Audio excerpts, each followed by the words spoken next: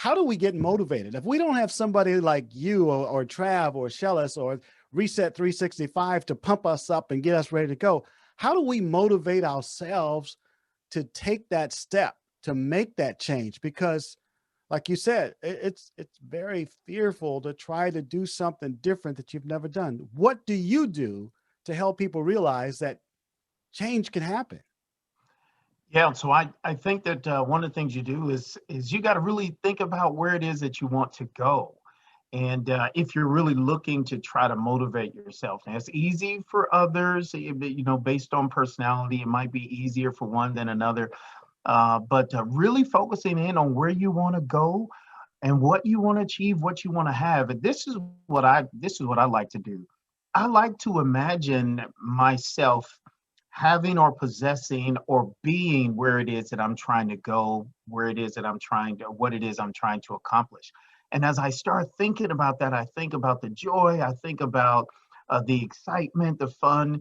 And even as Trav was just talking about the bucket list, I mean, listening to him talk started making me think, oh man, I've been working too hard. There's a lot of places I need to go, a lot of things that I need to do.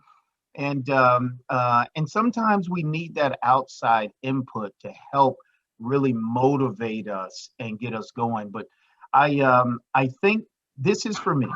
I believe it's all about change and making a inner life change choice. Because if I have to be motivated today, then I may have to be motivated again tomorrow. Yeah. I got to make a conscious decision to achieve and accomplish my goals. And once I begin to do that and take those action steps that we laid out earlier, I believe that people start seeing results. And when you start seeing results, man, you get hungry and thirsty for more. Yes. Well, thank you for that. Sheles, I have a question. First of all, how long have you been a coach? I've been in the industry for 10 years.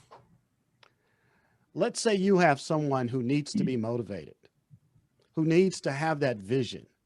What would be some of the steps that you would take to help that person get motivated and be ready for a change? I think that's a great question.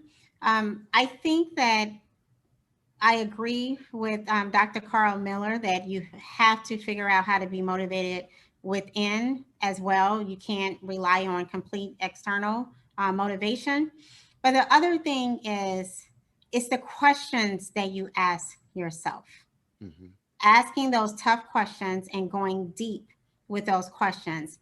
And the best way to do that is to have a coach, a mentor to help you through those questions, because most of the time we don't ask ourselves the tough questions.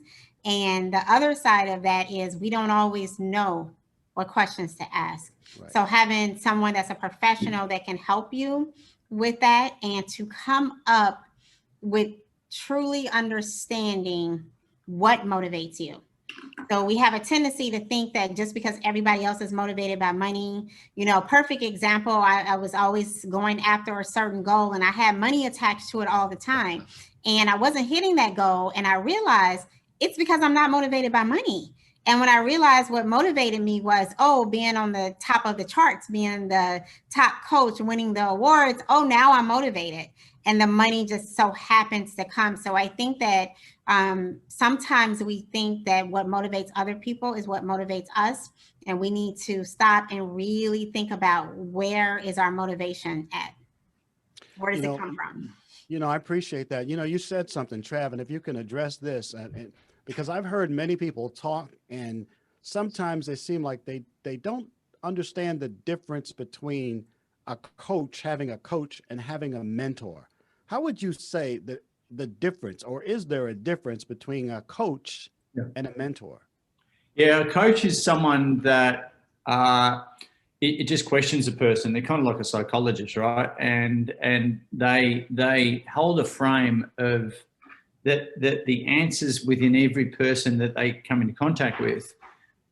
They hold the frame and the knowing that those answers are within that person, but through questions, open-ended questions more so, it's about unearthing those answers within that person. That's what a coach does in its purest form.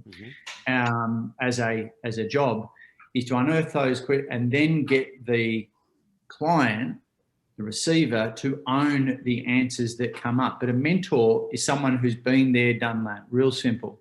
Been there, done that in a specific field that can just tell you how it is and do this, step 1, step 2, step 3. Don't challenge me because I've been there, I've done that. And you just go, you know what, you've got the track record. And so they're two different dynamics, you know. Coaching, consulting is more like consulting versus coaching. Consulting is more like mentoring as well. It's just telling them how to get from point A to point B. Your really interesting question there before about motivation. Again, and you would have all heard it before. If you motivate an idiot, what do you got? Motivated idiot. Motivated idiot. Yep. You know, Dr. Karl, you know it. All right. So I want to flip it and call it. I don't like being called a motivational speaker, although that's the box that we get put in against. You know, I really love those keynote slots. I get put up against, you know, a guy that's climbed Mount Everest with one arm, one leg, you know, or another guy that's been, you know, or a girl that's, you know, won 6 Olympic gold medals, and here I am doing my best. Motivational speaker is interesting.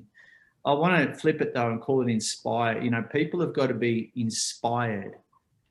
You know, inspired by a vision, like Sheles and Dr. Karl was saying. So, you know, inspired by a vision, a bigger version of themselves that they haven't got yet. Unfortunately, it's pain that motivates person to move in the first place. Unfortunately, that is. Look, I was in the personal fitness training industry for 20 years. People come in because they're sick of being fat, straight up. All right. They're sick of being lonely. They haven't been laid for a long time. They haven't got the energy to run around with their kids. You know, they're put on their summer clothes and going, oh, this is not good. Whatever it is. Or their stupid husband says something dumb to them. Hey, baby, I don't know about that. You know, it's always guys. And then that's the thing that motivates them to come into the gym. Right? Unfortunately, it's pain that gets them moving. But as a good coach, which we all are here, a good coach will flip that from the pain to the pleasure and get them to concentrate on that vision for themselves. And a resourceful person will probably realize at that point in time, hey, I'm a 5 out of 10. I want to be a 10 out of 10. There is an obvious gap. I need resources. I need people. I need coaches, mentors, consultants, books, events like this to help me close the gap, because what I've been doing up until this point in time, I haven't got the resources in me. I've got to outsource. That's a smart person. Yeah, I love that. You know, again, I go back to the bucket list and the billionaire thinking. I just love the thought process. I have a story to tell. I'll tell here very shortly, but I want to go back to Dr. Miller. And Dr. Miller, it's a crosstalk here between you and Trav Bell. And what I want to ask Dr. Miller is, let's say, for instance, you have Trav Bell ready to come to your church and give a speech, okay, about taking action. And Trav has this message about the bucket list. How would you bring him in, and what would the message be that you would want your congregation or whomever is there to hear from Trav Bell? That's interesting. I think that I would probably get them to. I would want them to hear that they need to live life, that they need to live life and experience life the way that God intended them to. And we have bought into the rat race of being what the media says we should be and what the culture says we should be, and so on and so forth. And we've gotten away from really living. I think even in his talk, he talked a few moments ago about people who are still living, but they're really the walking dead, so to speak. And so they've lost joy, they've lost excitement, they've lost adventure, they've lost the zeal for living, for creating, for conquering, for experiencing. And so I think that's probably where I would, it's kind of where I would lead him. Well, that's good. And Sheles, I have a question for you. We got this from the chat. What about do is more complex? What about do is more complex than just doing it? How would you get somebody to press forward if it's more difficult than they thought it was? How do you get them to move forward? That's a great question, Mel. Thank you so much for that. It is, saying that we need to do and take action is a lot harder than it seems, than saying it, which is why we have so many people not living their optimum lifestyle, because they are not doing everything that they need to do. So what makes it hard is not understanding what's holding you back. So when you don't do something, it's something that's holding you back. And part of that is you're not in enough pain yet in order for you to move. So for example, when someone says, I want to live in my dream house, right? But my current house is fine. I'm still sleeping at night. I still have shelter. I have a nice, comfortable bed. So it's okay. So I'm not willing to put in the work, because the work, the first step, the due process is harder, more challenging than me just chilling and staying at home and watching TV in the evening. So it has to get to the point where you are so frustrated with where you are and the outcome that you have that you're more, it feels is easier to make a change than it is to stay the same. And until you get to that point, you're not going to do the things that you need to do to make that change. Yeah. You know, I'm curious. Thank you for that, Sheles. And I'm curious, and I know time is limited, but this panel, I love it. I love the information you passed on. Reset 365, folks. Make sure you sign up on the Facebook group. This information is priceless. And we always have speakers, guest speakers like we do today on this panel. It's amazing. You know, I got to ask each of you this question, and I know Dr. Karl, you said you know you need to do something. Trav talked about the bucket list and having things that you should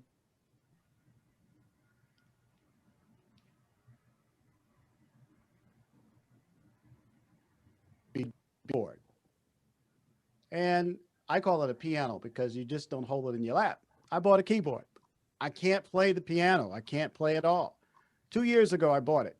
And I was determined that before I kicked that bucket, I was going to learn how to play the piano. I'm pretty good at it now. Still can't read music, but I sound good, at least to all the audience who's around me. And it's usually just me in the mirrors.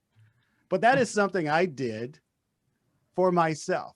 And my question to you is, and we'll start with Sheles first.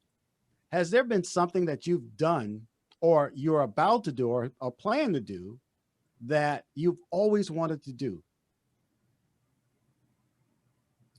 Ooh, I think I have a lot of things that I still want to do. I still have a lot on my bucket list, that's for sure.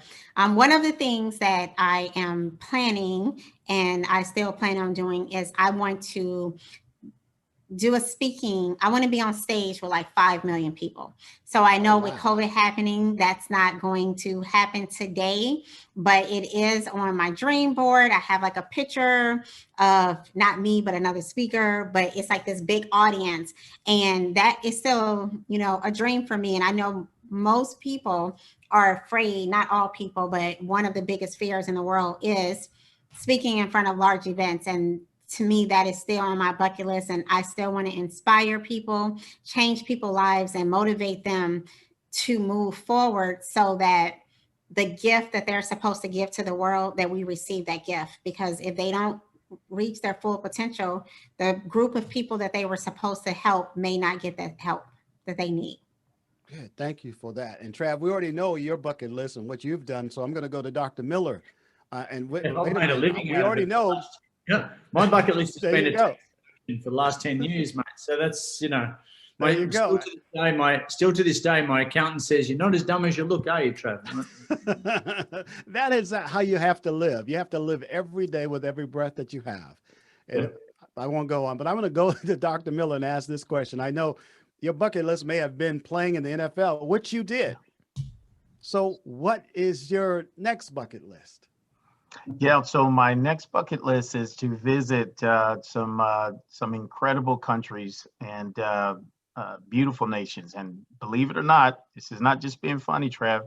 Australia is one of them on my wife and I bucket list. We really, really wanted to visit Australia and several other places. So traveling and experiencing other cultures, seeing other lands, other building structures and architecture and things of that nature is really, really big for us. Cool. Trav, how do you become a bucket list coach? I know you had mentioned that you've got them all over the world, but how do you become a bucket list coach? Well, we're pretty selective these days, and you simply have a one-on-one conversation with me, and I say yes or no. You've got to qualify. We've got some webinars that you can go to bucketlistcoach.com/webinars, and you can check out a webinar there. If that is a fit, then you have a one-on-one conversation with us and see if it's a fit going forward. So it's as simple as that. You don't have to. We've got life coaches, we've got business coaches, we've got people that have, gone through stuff in their life and had an epiphany and want to pay it forward. Our youngest coach is 21, our oldest coach is 65. We've got all sorts of different people that it's kind of like life coaching, but without saying life coaching, if you know what I mean. Okay. And it's a lot more tangible than life coaching. And the cool thing is they're all helping people, doing group coaching programs around the world, which is awesome, which is my legacy, So it's not just me, blah, blah, blah, blah, things like this. They're now paying this stuff forward and a lot more deeper too, and really affecting a lot more lives. We've even got bucket list coaches in like countries like Vietnam and Sweden, where if you translate the word bucket list, it makes no sense at all. Yeah. We should all live every day as a bucket list. And that's the way I do it. That's the way I do it. I just want to ask one more question to Sheles I have here. It came from the chat here. And the question is, how would I find clarity on the direction on my business in the middle of COVID? Great question. Thank you. It goes back to what I mentioned before, is asking the right questions and going deep in those questions and hiring a coach to help you through that process in order for you to find clarity. Sometimes you can't see what's happening in your own home. So reaching out to have a third party, a professional help you, then that's going to help you to have more clarity in your business. And then the other thing is, large companies, they all have a research and development team. And sometimes as a small business, we don't necessarily have that. But this is a really, really good time. And Trav mentioned this a little bit in a different way. But research and development is important for small businesses as well. Like, you have to understand the trends in the market, you have to understand what's going on and the changes and the adjustments that you have to make. And, having a coach, of course, is one of the best ways to help you through that process, guide you through that process. Very good. Thank you, Sheles. Listen, we're getting ready to wrap up here real quickly. I just want to share this. I got maybe a 2-minute story talking about vision. I go back to Dr. Karl. I remember having this vision of, I have 3 daughters. And one of the things that I promised myself is that when I leave my legacy, my daughters, each one of them will have some type of property before I leave this world. And I was on a journey. I was on a mission. Couldn't afford some of the things that I got, but my vision was to own 3 homes, so that if I was to leave here, each one of my children would have a home. They would have a house to do whatever they wanted to do. This, thank God, I will tell you, is my 3rd home. And when I came into this house after closing, I dropped to my knees and I cried like a baby, because I didn't think it could happen, but it did. Because I had a vision, Dr. Karl, and I realized that life and the challenge of the future can only be 3 feet below you. And I realized that I needed to level up in everything I do. And I realized that every day has to be a bucket list. It's been an absolute pleasure to have the 3 of you on today on Reset 365. Before we go, though, I've been asked for all 4 of us to do a big smile so there can be a photo taken of us. And we might black my picture out, but we want everybody to do a smile real quickly so that we can take a photo of us, and then I'll close it all up. Okay, I think that's it. I didn't see a flash. Brady Bunch. So, it's the Brady Bunch. Yeah, that's right. Listen, it's been a true pleasure to have you all here on Reset 365, but it's even been more of a pleasure for me to be the guest host and such an enormous group of people that you are. I thank you for allowing me to be here today. And I want to let everybody, all of our audience, know that we want you to sign up the Reset 365 group, our Facebook group. Join us on the app, Clubhouse. I'm sorry, the Clubhouse app. And also remember that the next Reset 365 is March 2nd, 6 p.m. Eastern, 3 p.m. Pacific. We are here for you, and we've had a ball. Thank you all for taking the time to be here. I know that your wisdom will never be forgotten, but we want to thank you so much for taking the time to be here with us with Reset 365. Thank you all very much, and we will see you the next time.